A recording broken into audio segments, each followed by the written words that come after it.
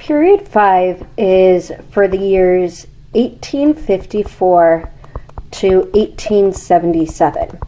And this content will basically cover everything from the United States increasing as a global nation, the social, political, and economic divisions, as well as rebuilding ourselves after the Civil War. Now, 1844 to 1877 basically marks as we go from like the invention and the use of the telegraph, but then also to the Battle of Little Bighorn. Now, the Native American affairs, as well as President Grant's scandals, will not be discussed in this time period. It will be discussed in the next video as well. So to start with, I wanted to talk about expansion. And I know this piggybacks a bit off of period 4 because we already talked a bit about manifest destiny. But just to review, Hale, good job. So the idea of manifest destiny is going to be that it is our God-given right to go west and to move and to conquer, and that not only will we be gaining more and more land, so we're seeing physical changes, but we're going to be seeing philosophical changes to our nation as well, mainly centered around the controversy over slavery. But also the question comes in, as we are adding all of these new areas, California, Texas, the Southwest, up onto like Oregon and Washington State, the question is, how are we going to govern? Because some people believed at this time, like the United States is getting to be too massive that we can't really contain, not only contain, but also control and influence the people and society of this time period. Now, keep in mind with manifest destiny, I talked about in the last segment with the different wars, and you have the Texas annexation. You have the Mexican-American War, and previously I'd also mentioned about Louisiana Purchase. Now, just as review, the Texas annexation and the Texas Revolution is going to be in 1835, and this is the one with the Alamo and Santa Anna, and then also it leads into Texas being their independent nation. Then you have the Mexican-American War, which is more in 1846, and then you end up with the Treaty of Guadalupe Hidalgo that gives us massive amounts of land. Now, an important part about these wars is remember that we end up with geographic superiority here in the United States, which is just what President Polk and then eventually Taylor are going for. So keep in mind that with this, James K. Polk was really big on from sea to shining sea. And then Taylor had been part of the Mexican-American War, and then Taylor ends up being Polk's VP and then becomes his president. So after expansion, let's talk about the national policy and how things have changed because of that question of how do we govern all these new territories. So with the national policy, realize that all of these are going to revolve around the issue of slavery, and I'm going to try to do this in chronological order for you. So with the national policy, you first have in 1850 the Fugitive Slave Act. Now remember, the Fugitive Slave Act was that the Northerners had to return any runaway slaves to the South. And this definitely made the southern states much more happy because they felt that the North would go ahead and aid people in their escape and then just keep them. And ultimately, that's probably what happened, but at least it was an effort by the North to compromise with the South. Then you have the Republican Party in 1854. And the Republican Party is going to be a new political party. And their new political party and what they ended up believing in were the ideas of abolition, the Transcontinental Railroad, RR is railroad, the free homestead legislation, which is when people would be granted land for minimal, if not free amounts of payment, as long as you made some sort of improvement on the land, and then also daily mail service. So, and if you think about President Abraham Lincoln, who is the first Republican president, you see some of these things getting done by him and his Congress, especially the idea of abolition, the homestead, and then eventually like transcontinental railroad and the mail. So under the national policy and some of the issues and compromises in 1854, we also have the Kansas-Nebraska Act, and this was the one that was dealing with popular sovereignty. And the idea of popular sovereignty was that in the states or territories turning into states of Kansas and Nebraska, that they would actually allow people to vote in order to pick, are we going to be slave or are we going to be free? Unfortunately, this idea of the Kansas-Nebraska Act leads to Bleeding Kansas. And Bleeding Kansas takes place from 1855 to 1861, and it's the idea that there's a lot of cross-border bloodshed over should we be slave or should we be free. So then you have in I don't have the date on this, I'm sorry, I'll strike that, but you have Charles Sumner. And Charles Sumner, he is attacked in Congress. And keep in mind that he had written a speech and given a speech before Congress, Crimes Against Kansas, where he basically called out a Kansas senator and some others as being, slavery is their mistress. And because of that, he was attacked on the Senate floor, beaten with a cane nearly to death. So, we're heating up. So you have these compromises, the Fugitive Slave Act, the Kansas-Nebraska Act, but then it starts to turn violent. In 1857, we have the Dred Scott decision, and that is a Supreme Court decision that said basically slaves are not people, they are property, regardless of where they live in the United States. And then in 1859, you have John Brown's raid. And this is in Harper's Ferry, Virginia, and he was attempting to basically steal the weapons from an armory and lead a slave revolt. So you can tell things are starting to really bubble over. And when they finally do bubble over, we get to the Civil War, or the crisis at hand here. So going through a bit more of the actual Civil War itself, keep in mind you have first the election of 1860.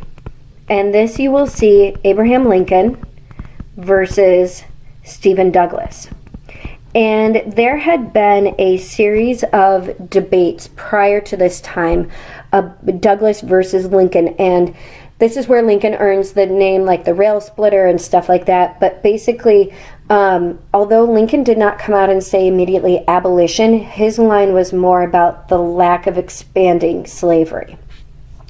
So then you have the causes of the Civil War. So when we had gone through in class, we talked about taxes, slavery, secession, and then tariffs. So keep in mind, the taxes are going to be referring to the unequal tax structure going on in the United States. Namely between social classes, but also regional differences, looking at the North versus the South, and who is paying more in taxes, like the merchants or the farmers. Slavery is going to be your emotional reason that is also rooted in religious reasoning as well, but that's the one that really could tug on people's heartstrings. Then, skipping secession for right now, let's talk about tariffs. Once again, about the imports and the exports. Now, keep in mind, exports were not taxed or tariffed, just the imports. But of course, the North that had more of the manufacturing had more of the supplies, more of the materials, and more of those finished products than the South did, because they were mainly agriculturally based. And so you see that inequality again in our economics in society. Now, as far as secession goes, South Carolina is the first state to secede, ultimately creating the North, the Union, and the South, which is the Confederacy. Keep in mind the Confederacy and the Confederate States of America, their president was Jefferson Davis, and they definitely had more of a weak central government stance and more power given to the individual states when combating the Civil War. So then talking about, you have battles. Now with the battles, you need to know the following or be aware. So Fort Sumter is the one where Abraham Lincoln basically forced the South's hand. It was an island, and it was one of our naval areas and military areas, and the people at Fort Sumter had pled with Lincoln saying, hey, we need more supplies, we need more equipment, and he kind of ignored their call and their plea, waiting for the South to attack. But it was a strategy of, let Fort Sumter fall, the South has now been the aggressor, so we have a reason to go to war. Now, other battles, be familiar with Bull Run, Antietam, Gettysburg, the burning of Atlanta, and like Sherman's March to the Sea, and then lastly, Appomattox Courthouse. Okay. Now, the Appomattox Courthouse is where Lee surrendered to Grant. And keep in mind that the Southern soldiers were treated decently well, allowed to return home with their horses, okay? Then, as far as the fighting goes and some other things, just remember that African Americans were allowed to fight, and this definitely symbolizes some of the changes going on in our society at this time, because we finally are allowing from the get-go, like different races in the military. And the African-American group that fought during this time was the Massachusetts 54th Infantry. So then last 2 points to this crisis are going to be about speeches and rights that were suspended, or like your civilian liberties. Now, the two speeches you should be aware of were both in 1863, the Emancipation Proclamation, and then the Gettysburg Address. Remember, the Emancipation Proclamation didn't really free the slaves. It freed the slaves in the territories that weren't listening to Abraham Lincoln and Congress. But it was that gesture that was needed because ultimately the British, for example, ended up siding with the North rather than the South. And the South had banked on the fact that the British needed their cotton. But then what ended up happening is Britain had already outlawed slavery. So when Lincoln gives the Emancipation Proclamation, they felt more a kinship with them. Now, the rights suspended and the civilian liberties that were suspended is the idea of habeas corpus. And remember, that means that you can be before a judge and know what crimes you had committed. And with habeas corpus, you should familiarize yourself with Ex parte Merriman, a court case. And then also some other civilian liberties. Keep in mind, you have draft, and you have the draft riots. You have the military courts being opened in areas.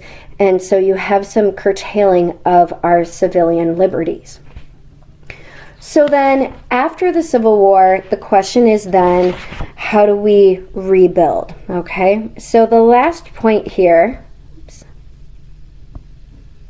is going to be Reconstruction and the reaction to Reconstruction as well. So keep in mind that our leadership now is going to be Andrew Johnson. And that is because in April of 1865, Abraham Lincoln gets killed. Sorry for the spoiler alert.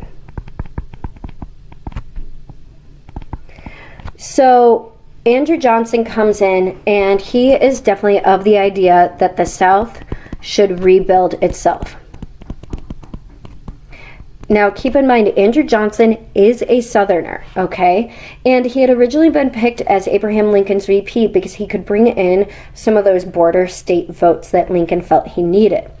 Now, he did have humble roots and that Southern appeal and the idea that the South should rebuild themselves, but also keep in mind that he vetoed so many different congressional acts, including the Civil Rights Act of 1865.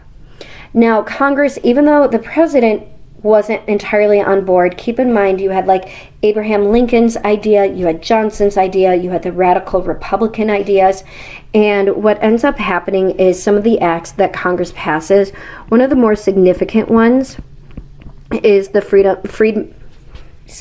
that should be the Freedmen's Bureau.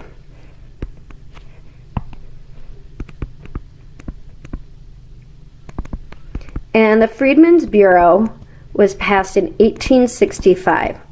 And the Freedmen's Bureau was the one that provided congressional aid for people that needed food, housing, schooling, medical help. And it's really through the Freedmen's Bureau that a lot of freed slaves could now learn how to read and write.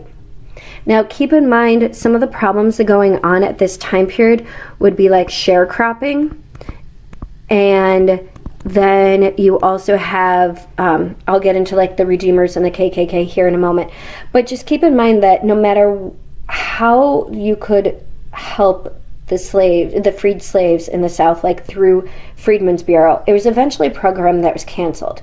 And a lot of the slaves, because they knew nothing else to do besides working on land, ended up entering into sharecropping situations, where ultimately they would still be tied to the land, owing rent, owing a portion of their crops, that type of idea, to someone else besides being truly free. So then you have your amendments. You have the 13th, 14th, and 15th Amendments. The 13th Amendment is no more slavery. It outlawed slavery. The 14th Amendment is that you had citizenship rights and equal rights. The 15th Amendment is that you had the right to vote. So it was giving enfranchisement or voting rights. Now, of course, that 15th Amendment was only for black men. Women are still excluded from all of this, but the 13th, 14th, and 15th Amendment are your Civil War and Reconstruction amendments. So I had mentioned earlier when talking about the sharecroppers, I would go back to a group called the Redeemers and then also the KKK. So the Redeemers were Southern whites who rejected the Republican influence and the equality idea of all citizens. And that kind of blends in with the Ku Klux Klan, who resorted to more the illegal means, the graft in politics, the rigging of elections, ultimately turning to the violence, the lynching of recently freed slaves. And then you end with the Compromise of 1877. And this is when President Hayes ended up removing the last of the troops, because troops had been placed in the South under President Grant to help enforce like the 13th, 14th, and 15th Amendment and some of the other programs Congress was doing to try to help rebuild the South and help rebuild the freed slaves. But the Compromise of 1877 is when President Hayes withdrew all of the troops from the South, and that's kind of when we view Civil War and Reconstruction as being completed. So this is going to complete my actual notes over Reconstruction and the Civil War from 1844 to 1877.